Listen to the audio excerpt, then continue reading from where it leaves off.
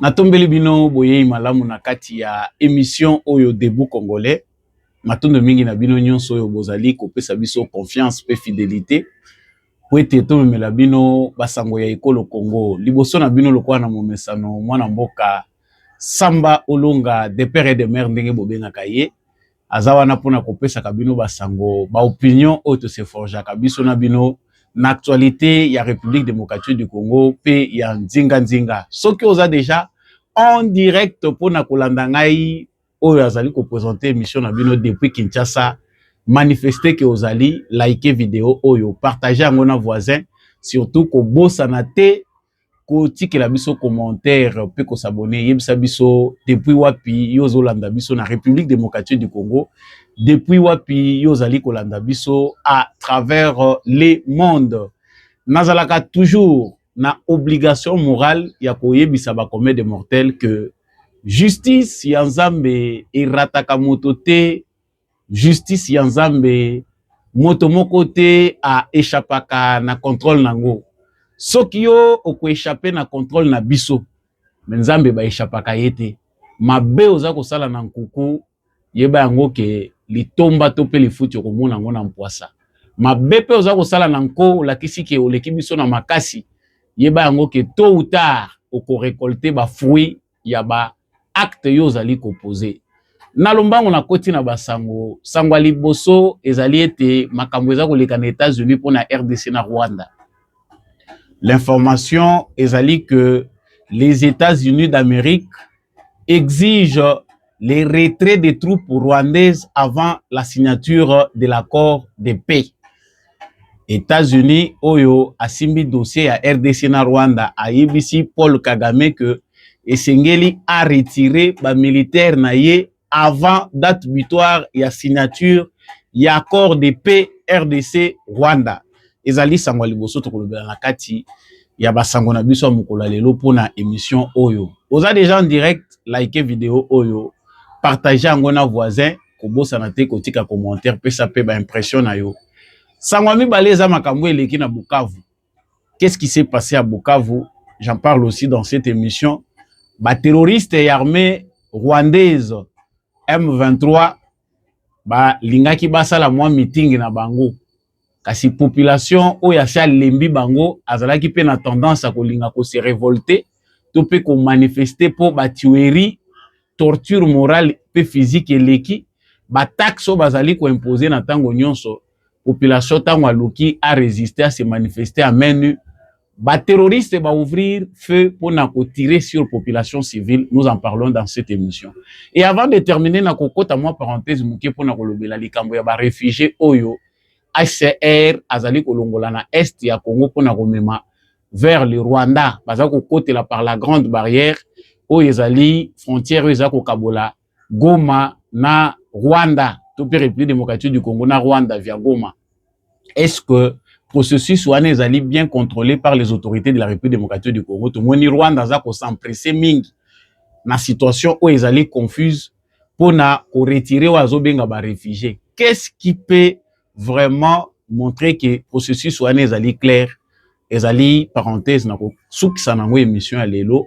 Merci na yo oyo poni etando oyo elongola mwana mboka Samba Olonga ngape naza content que okoti en ligne pour landa ngai chaîne oyo ezali ya sika bo pesa ngo makasi bo s'abonner bo partager bande ko bele pe bazoluka Samba Olonga nzoto ezalaki koningana et puis pe problème ezali lié na adaptation na etando na biso ya sika.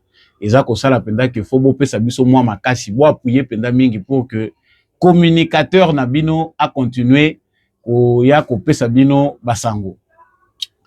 Alors, je venais de dire ici que les États-Unis d'Amérique bazui mokano balobi que avant to signer accord parce qu'accord vers fin année au mois oyo pardon ezali prévu que vers fin mois oyo topé début juillet accord de paix ezala signé entre République démocratique du Congo na Rwanda sous la médiation américaine. Mais ba préalable ezala ki to monaki déjà ba signé ki accord de principe ndenge ba signé ki yango pona ko tcha o ezali ba contour il y a accord de paix. C'est-à-dire ceux qui Rwanda zana makanisi na ye pour na accord to pe proposition ya kimia, il faut makanisi wana ezala conforme na feuille de route ba pesaki bango ndenge ba bengaki yango ndenge wana. Alors, tout moni pendaki boke senezali entre États-Unis na Rwanda na processus ya médiation. Ba américain ba lakisi penda que bazali puissance na façon na bango ya komemela likambo ya médiation République démocratique du Congo na Rwanda. Alors l'information, comme je venais de le dire d'abord au début des années, les États-Unis, selon Reuters, les États-Unis veulent que les troupes rwandaises quittent le Congo avant la signature de l'accord de paix, selon Basoso bango ba contacté na département d'État américain. Wanezali pona bango. Ba pour parler oyo et banda kala. Toyebi que Paul Kagame azali spécialiste ya ba manœuvre dilatoire. Ndenge ba benga kango na lopoto. Les manœuvres dilatoires ezali pain quotidien, ezali stratégie naturelle ya Paul Kagame chaque fois pour éviter ka situation oyo ezalaka favorable na yete. Alors, na cadre ya makambo etali proposition et accord de paix entre RDC et Rwanda, pour ceux qui suivent l'actualité congolaise au quotidien, ils savent que ce n'est pas une première. Il y a eu plusieurs fois où Paul Kagame a rencontré Félix Tshisekedi pour la recherche de la paix. Ce n'était ni dans l'intention de Félix Tshisekedi, mais c'était des initiatives régionales, continentales et internationales dans le but de rechercher la paix. On a vu Nairobi, on a vu Luanda, Luanda après c'était Doha, et on a vu même les médiations comme celle du président français Emmanuel Macron qui a à maintes reprises a mis en tête à tête Félix Tshisekedi et Paul Kagame. Dans tous ces processus, Paul Kagame a brillé par les sabotages. Les derniers sabotages que le monde a observé, c'était celui de Luanda. L'année passée, cet accord de paix devait déjà être signé à Luanda avec la médiation du président angolais Joao Lourenço. Il avait déjà bien travaillé avec les deux parties pour qu'il puisse signer cet accord le 14 décembre 2024. Mais comme M. Kagame sait que signer un tel accord qu'on appelle accord de paix, ça veut dire qu'il quitte son pouvoir. Qu'est-ce qu'il a fait? Il a brillé par son absence. Il a multiplié des demandes tout en sachant que Kinshasa ne va jamais accepter cela. Nous savons tous que la dernière ou les derniers échappatoires de Paul Kagame, c'était que Kinshasa devait accepter de négocier directement avec le M23. Comme il savait qu'avec Félix Tshisekedi, les rebelles, les terroristes qu'il manipule n'auront pas gain de cause, il était obligé de saisir ces problèmes-là comme étant son arme pour que Abunda na bango dans le sens où on a potangwe les kaka. Mais quand il a vu que, vu le temps pressé et les circonstances qui ont fait que Goma na Bukavu et Kwera Maboko na bango, parce que c'est aussi en complicité avec des officiers militaires congolais, des politiques congolais qui ont voulu que ces deux grandes villes-là puissent tomber entre les mains de l'ennemi. Il pensait qu'à ce stade-là, Félix Tshisekedi va facilement qu'est-ce que je peux dire? Félix Tshisekedi a koti Karolemba a coupé sa bango ndenge ba mesana ba poste na bango na makambo baza koluka. La preuve c'est que ceux qui boyoki ba eko ya makambo za ko bima na Doha na Qatar okoyoka que M23 baza ko senga administration il y a deux qui vous ba pesa bango pendant temps moko record batika bango ba gérer pendant tout ce temps et puis il y aura un processus où il salema pour que ba remettre yango na maboko. Il faut être mutumoko oza ko réfléchir te pour que ba salela bango eloko wana eze eloko yo bango na plan na bango à travers les services de renseignement du Rwanda si ba planifier qui déjà ba bongisa que il faut à tout prix que le Nord Kivu et le Sud Kivu soient dirigés par des Tutsis pour Kagame s'assurer que yé azawana CCCko. Et ceux qui vous l'ont dit bien, je ne sais pas si les médias congolais travaillent là-dessus ou les renseignements aussi, les services secrets de la République démocratique du Congo, sous Félix Tshisekedi travaillent dans ce sens-là. Moussala Oyo Kagame Asali pendant toutes ces années où Aza au pouvoir na Rwanda, c'est de créer une élite, une catégorie à Batu, qui soit congolais ou rwandais, mais basa la influence la scène politique congolaise. Basa bino bozo mona bango acteurs politiques, mais ce ne sont pas des acteurs politiques qui vont jouer pour l'intérêt du Congo. Bazali batunaye, mais au moins ils sont bien positionnés dans la scène politique congolaise. Certains sont des commerçants, les autres sont des politiciens. Batouti Bazali, le quoi ça yébipé que Batouti ba commis très mal vu, il a créé d'autres personnes. Bazana bango ba congolais, mais formés par les services et renseignements rwandais. Ba pesi bango basi, ya Batouti topé ba rwandaise na Rwanda, ba 8 ans. Ya kosala bango lavage ya cerveau. Tant ba moni ba étudier bango ba moni ki ba koki, maintenant ba kotia bango na ba mouvement rebelle, topé ba kotisi bango comme ba infiltré na Congo tout en sachant que le moment venu ba ko travailler na bango. Alors, mon intention est na faire perdre bino temps ebele na ba explication na makambo tout site oyebi. C'est qu'il faut savoir à ce stade des alus que ba américain basi ba lembi monsieur Paul Kagame. J'ai parlé d'une émission Oyo YNBC Oyo ezali média moko américain basalaki topé reportage muneno basalaki il y a 9 minutes pour étaler le bevy de Kagame. Selon bango Kagame na ba ministre na ye ezali Tshisekedi nda futi ba millions na média wana pour que basala propagande na ye. Mais quand on regarde l'actualité, on sait que c'est Paul Kagame qui est spécialiste dans ça. Paul Kagame aza makasi na biloko wana.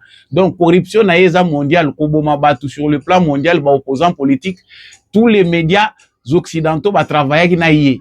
Beza siko kende ba lembi yango ba komi sikoyo ko jouer contre ye. Publicité o ekomi si Kagame est plus important, c'est la publicité occidentale. Bangonde mutu basalela ki campagne. Bangonde mutu va permettre que akota na ba réseau na bango. Si vous regardez jusque là, Kagame maîtrise mieux les réseaux occidentaux. Ayebi ko manipuler bango, ayebi biloko nini bango balingaka. Soki ba komi na stratégie moko balingi ba mettre en place, Kagame akoya mbangu na ba solution à se proposer lokola mutu moko aza prêt à offrir bango oyo bango baza koluka parce qu'ils se connaissent mieux. Mais basi ba pesier mon Congo. Après ba révélation il y a médias oyo américains, ba citoyens américains ba yoki yango, les congrès d'État américains ba lobby, c'est pratiquement vraiment impossible que biso ba américain topé sali sous chance na Paul Kagame. S'il faut qu'il y ait la paix, mutu ya boye, il faut ko kangaye, il faut le mettre de côté. Et eza biloko tozo se répéter parce que toyebi que déjà c'est ki ndenge wana. L'aventure qui se passe au Congo, à l'intérieur du Congo, les histoires de Kabila, ça, ce sont des choses locales. Et ça, entre nous et les criminels, na Jean-Pierre Bemba, monsieur Hippolyte Kanambe, avec son père, ceux qui Apollinaire, nanani. Mais au niveau international, monsieur Kabila, Azana espace était, moutako accordé parole, Azate. Dans la carte internationale, dans les enjeux internationaux, on ne peut pas intéresser Kabila. Il ne fait pas partie. Ils ont dépensé beaucoup d'argent. Il est allé ressusciter de vieux, des anciens présidents, dirigeants en Afrique, pour que Bayana secours na ye, pour bazongisaye na scène nationale, na internationale. Vous avez bien vu que ça n'a pas marché. Ça ne pèse pas dans la balance. Si koyo club wa ezanini. À un moment, tant c'est parce que nous avons le temps de scruter l'actualité. Tshisekedi azako jouer. C'est que Tshisekedi fait pour notre pays, même si batebele balingaka ko apprécier kaka biloko ezotondisa libumu. Parce que raisonnement ya ba mususu esuki na libumu, ya ba mususu esuki na ba intérêt ya ba poche na bango. Pour avoir des gens qui réfléchissent et font réfléchir d'autres Congolais sur les bien fondés de la démarche de Tshisekedi. Il faut réclamer que Tshisekedi a passé quelque chose en retour. Et ça problème. Donc, les Américains ont conclu, l'administration Trump va conclure que pour que l'accord de paix ait avancé, M. Paul Kagame doit retirer ses troupes avant la signature de l'accord. Wanande oyo kakake kuna na Rwanda baza kumona parce que Kagame sa yebige place ya simbeli yangwana. Pour Kagame, c'est les armes ou rien. Donc moi ici je vais aller jusqu'à Kisangani, je vais aller partout. Ce qui va na lingi. C'est ce qui a manqué à Luanda. Luanda a manqué une force de pression. Le président angolais Joao Lourenço, qui jouait la médiation entre la République démocratique du Congo et le Rwanda, entre Tshisekedi et Kagame, n'avait pas les moyens de pression. C'est-à-dire, moko médiation esengaka ke muto azoko salango, azala muto yo, akoyi koyebisa bango mibale yo, bokanga munoko moni pe bakangi munoko. Le président angolais lokola aza homologue na bango africain bayebi ye aza pe na région. Donc ozomona Rwanda azosala ba caprice, mais awa lokola ekweyi na table ya muto aleki bango makasi.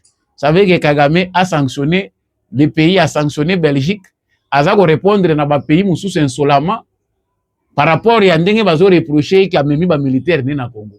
Mais awa les médias américains baza ko lobela ba troupes rwandaises sur le sol congolais de 5 000 à 12 000 hommes. Oyo bazali positionné sur le territoire congolais, c'est-à-dire Kagame a amené la moitié de son armée sur le sol congolais. Maintenant, ça fait écho. Batu Oyo, bazali ba défenseur, il y a droit sur le plan international. Bazali ba défenseur, il y a ba valeur, ba se sentir choqué, touché. Ndenge nini tokende kopesa ba exemple na bamboka mususu. Soki situation oyo ezape koleka ezali à pied d'égalité na ba situation mususu na monde soki to intervenir te. Yango ba yebisaki batu que diplomatie ya Tshisekedi eza kobima lokola aza zoba. Lokola aza moto moko alemba na ye azokoka kosala eloko te. Mais pour ceux qui maîtrisent les rouages, il y a politique internationale, il y a géopolitique ndenge eza kokendele. Tshisekedi a des armes plus efficaces que ceux utilisés par M. Kagame qui pense que il suffit d'être un dictateur, d'agir par la violence pour dissuader. Donc awa toza koloba awa tobandi kotanga mikolo. Balobaki les 15 awa bakozonga bango nyonso les deux délégations pour que bakende kotala oyo déjà ezali accord fini oyo kosenga ke ba revoir batala tala pour des derniers réglages. La fin du mois qui approche ezali prévu que Félix Tshisekedi na Paul Kagame bakokende devant président américain Donald Trump pour aller signer. Bye bye monsieur Paul Kagame, parce que pour certains ils voient un accord de paix. Ndenge basalaki biso campagne awa ba français bakatumbi bakabila bachembongo na presse congolaise pona ko discréditer démarche à Tshisekedi. Nous montrer nous Congolais que Tshisekedi, s'il ne s'agit pas d'un accord de paix avec le Rwanda, Tshisekedi a teki ndemboka na Rwanda. Donc akabeli bango ba minéré. Vous savez que nous avons fait un débat ici, on dirait ya batu batangite. Biso ba mususu otozu même temps ya kobimisa accord de principe, ce qui déclaration de principe. To bandi kotanga wa to luka biloko oyo bato baza ko affirmer na ba médias congolais balo. Même des acteurs politiques congolais oyo baza ke batu batangi. Soko la balakisho seva wazo vante yo ba mérite na ye. Baza ko lakisa biso balobi ke Tshisekedi a accepté que les minéraux congolais soient exploités Kagame azo mabele ya Congo. Mais pour des gens qui voient très loin ba moni ke Tshisekedi ba memi Kagame dos au mur, a memi communauté internationale dos au mur. Et le moment où nous parlons, il ne s'agit pas d'un simple accord. Utilité à Kagame na miso ya occidentaux et sili. Yango zo mona pona biso ba mususu mabe ya Donald Trump na makamuna ya zo sala musu na États-Unis etali biso te. Mais sa politique internationale ezali ko nuire na ba intérêt ya ba mafieux. Oyo pona bango ba moni que il faut Congo continuer kozala déstabiliser, Congo ezala instable pour que bango ba profiter na ba intérêt na bango. Chers Congolais, que ça soit ce qui se passe à Doha, ndenge ba musu ba lobi o moni Doha ngo yesu ba M23 soki bo moni bango bazongi na kanda seki baza frustré. Na lobaki na ba émission pour na bato ba mesana kolandanga na lobaki que le M23 n'a pas grand chose à gagner. Et logo etekali bango bazo wela na ngwa eza amnistie. Parce que Kagame lui a comme ma bateau nyonso te ke ya samba na place na bango. Il a même cherché que Kabila fait quoi aya po aya ko sauver, mais Kabila pas yé calcul est comme compliqué. Kabila pas zola la naika na malili na ndako wana na Goma. Azomona ke match ezoko ma très compliqué. Et simbiti. Na Doha ba M23 ote biso to lingi bo pesa biso mabele bo to diriger to gérer po to zomona qu'il y a des populations qui sont menacées. Na nga ko pesa bino. Bon, soki ba ko pesa bino administration te ba ko kotsa bino na kati ya armée te. Ba ko pesa bino pe mbongo te. Bozwa nini? c'est là où nous avons dit depuis le début que Félix Tshisekedi a déjà gagné haut le main. Félix Tshisekedi a remporté déjà victoire oyo. Niveau haut Tshisekedi a memeli bango eza politique au depuis ba exploitaka Congo pe baza ko nyokola biso nanu ba koma na point oyo te. Amemi bango likolo makasi tellement qu'à faire souffrir baner na bango baza obligé baya ko utiliser ba congolais, ça dit ba amplifier campagne na bango à l'intérieur du Congo pour nuire à Tshisekedi. Bato belé bozo mona bazo tchama kele na ba médias congolais, ce ne sont pas des gens qui sont en train de dire librement les choses, baza batu ba supplétif ya Kagame. Ce sont des gens qui sont payés pour nous distraire, nous déstabiliser. Cette victoire logiquement devait être célébrée par tous les Congolais. Makamutozo lobo ezo maloko la fable, mais balobaka toujours que c'est la fin qui justifie les moyens. Na suka ya makambo oyo nde tokoyeba biso tozalaki na raison, to tozalaki na tort. Mais pour moi je pense que la boucle est bouclée. Makambo ya Donald Trump, ce n'est pas Donald Trump qui sauve le Congo, mais c'est un Congolais qui maîtrise bien la politique de la non-violence, comment on défend une cause juste qui sauve le Congo. Et loko Tshisekedi a kotiki la biso awe ezali que mboka na biso biso moko nde photo décider le kolona ngo ba intérêt na biso. Voilà. Et la deuxième actualité ezali kanda ya batu oyo bayebi que baza partant. À Bukavu, ce qui s'est passé ezali que batu oyo ba M23 parce que pour la plupart ce sont des Tutsis. Kagame préfère utiliser des Tutsis et ceux qui se disent ici des Banyamulenge, mais pas pour plus de Banyamulenge, parce que nakata ba Tutsi wana ezape na ba oyo basi balembi Kagame. Ba yebi que monsieur Paul Kagame les utilise chaque fois, ba komi lokola chair à canon na ye. Donc à quoi utiliser bango s'il veut les sacrifier, à sacrifier bango pour y avoir argument sur le plan diplomatique. Mais il y a aussi de nombreux Tutsis qui sont jusque là aujourd'hui en train de toquer na porte Tshisekedi. Tu veux dire que c'est difficile pena o biso te connaître, to pe sa confiance na mutu aza na même race que Kagame. Mais baza ebele na couloir ya Tshisekedi bazo senga que Tshisekedi apesa bango aval que basala quelque chose. Tshisekedi pe lokola yebi ke bato bazala ka rusé. Bako oyabo to beteli bango to fongoleli bango mutema tulubi ça va bosala bolingi bosala. Lobi nango yoki yango na ba chaîne américaine que Tshisekedi aza ko utiliser batuti. Voilà pourquoi le président de la République doit être très prudent. Mutu nyonso aza ko toke na porte na yo azaka ka mutu malamu te.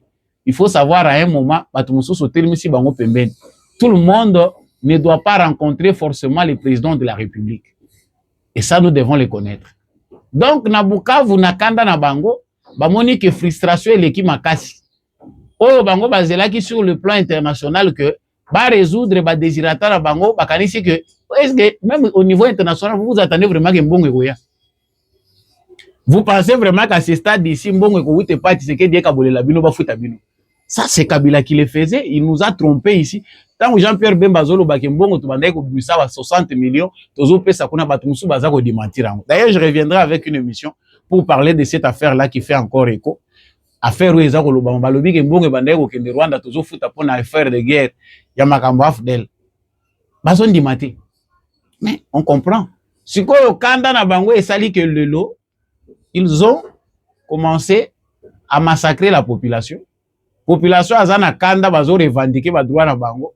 Bango ba mibenga ki ba libérateur, ba fongoli fait ba komi ko tirer na bango batu na nzoto. Na kati ya kanda ya population na makambo eza koleka kuna ale ba ouvrir fait ba bomi batu ebele. Je peux pas vous montrer les images parce que biso awa na YouTube ezalaka ba restriction eza mingi par rapport à ya ba image ceux qui eza sensible et ko koleka te. Mais clairement, on voit que ces gens sont dans la colère du départ. Chers habitants de Bukavu qui nous suivez, chers compatriotes de Goma et dans toutes les localités où se trouve l'ennemi, tenez bon, restez ferme, soyez en sécurité. Kimia, ordre ya suke za ko wuta. So ika boyoki likolo wana ba signer accord wana. Faut célébrer en Okuna. Faut pena bango moko bayoka ke oui, c'est vrai et sili bakei. Bo bete la bango pena manzanza butu butu. Donc so ika boyoki ke accord wana ba signer yango. Po kalatea wa injonction États-Unis ba sakana kanango de ndenge bazolo bana bangwana bayebi que eza na délai moké batikali nango les jours eza à compter na misapi à retirer ba militaire na ye sinon pas ekokoma ndenge mosusu makambo ekendaka neti eza te mboka esi ekei boko changer langage. Et puis pour na kosukisa ils sont en train de faire une aventure qui va encore coûter cher à certains Rwandais qui continuent à venir au Congo comme des infiltrés. Balingi va créer des ordres administratifs. Le plan de Kabila, de Bertrand Bisimwa, de Nanga, de Kagame et des autres, c'est que ils ont créé des histoires de chefs coutumiers. Ils prennent d'autres Rwandais, agents de services et renseignements, bazali ko continuer ko remplacer bango na ba administration nyonso na Nord Kivu. Pour que même si le pouvoir à Kinshasa reprend la contrôle de ces entités, KO et à la générale, baloba que voilà, nous étions là, l'administration était normale, vous avez dirigé bien, voilà maintenant comment Kinshasa a créé les désordres. Ils sont en train de créer, de préparer une bombe à retardement. Et surtout, sachez que Bazana ba réseau na bango partout, aux États-Unis, au Canada. Ba yebe lo nini bazako planifier. Ils risquent de sacrifier leurs propres frères. Bazana kata ko préparer bombe moko boy. Yango tolobi ki ba réfugiés oyo HCR azo reconduire aux réfugiés rwandais. Azako mema bango dans un climat de désordre où le pouvoir à Kinshasa n'a pas un représentant là-bas pour contrôler, vérifier si réellement bato bazako kende na Rwanda bazako zonga ce sont des réfugiés. Est-ce que le processus soit crédible? Parce que na retour Kagame est en train de faire entrer plusieurs Rwandais à Goma comme à Bukavu. Baza mususu bazoko ta lokola ba commerçants, ba mususu akoloba que ce sont des tutsis congolais, ils rentrent chez eux. Il est important que la ministre des Affaires étrangères du Congo, qui fait un bon travail, le président de la République, s'attelle sur ces dossiers. Bocha yango bokomela mukanda na Nations Unies, bolobela yango na bakor. Tous les réfugiés qui viennent, soi-disant ba réfugiés, oyo baza recensés na Rwanda, bazoya kokota na Congo, sans l'autorisation préalable du gouvernement congolais, ce ne seront pas des réfugiés to reconnaître bangote. Parce qu'il y a un travail sérieux qui doit faire. Yango zoyoka ke na mikolo koya, musala eza makasi ya kosala na Congo, il faut des gens crédibles. Na DGM bakoki kotia ba congolais à faible qualité te. Na ANR bakoki kotia bazoba te. Ndenge tozo komona lelo ba agent service à renseignement bazaka kawana pour traquer des innocents. Donc azomona ngo lokola lokumu amimoni sakaza agent service à renseignement. Nakozwa bino tamula ite émission ekomi penda na suka télévision ezangonga matondo mingi na bino nyonso yo bozali ko continuer kolanda mwana mboka Samba Olonga de père et de mère boyebi ke awa analyse ezalaka claire chilengi na compréhension moko yo moko po tirer ba conclusion na yo awa ezate lokola batie balobi fongola munoko bakota ka nyonso yo ozomela kaka te. J'ai le temps pour que to permettre na ba téléspectateurs na biso mutu na mutu à réfléchir payer moko po a comme appel na conclusion sans que batindika yi. Merci Nandeko Serge Tubajiki oyo azali technicien na biso ya mikolo yo. Merci na bandeko nyonso bolinga Samba Olonga bo apprécier ka analyse pe émission na biso bo like vidéo bo partager yango. Nous sommes bannis par YouTube makambo ebele ezali compliqué pour na biso. Vous pouvez davantage nous apporter du soutien pour que émission oyo et faillir te parce que ceux qui peinent à limo na écran na ko décevoir bino communauté na ngai. En tout cas, nous allons lancer dans 2 jours ou 3 jours une cagnotte pour na bande konyon so yo bosepeli ko sunga Samba Olonga pour que émission Debout Congolais et zo penda place nango toza vraiment na ba difficulté belé boko zala boko benga na numéro oyo puis to kocha numéro ya compte na biso pour que ba oyo bazali na mutema malamu ya kosala ngo ba continuer kosala ngo. Je remercie bande ko nyonso bazali biso na mutema lokola Jean-Louis Timbalanga, l'homme de la vérité des urnes, papa Michel Lumakaso, papa Maurice Kikangala, papa Boniface Mpunga, Zalina maman Bill Bilonda, maman Lisette Mombendo, maman Anima Samba, papa Paulin Tika, maman Rose Sirikari, pe ba maman ebele na tanga katene tando oyo boza pe ebele bolinga ka mwana Samba Olonga, mwana mboka Samba Olonga pona bosolo. Bo continuer ko soutenir biso, like vidéo oyo, partager à mon voisin. Congo na motema, FARDC na motema, tokutani prochainement.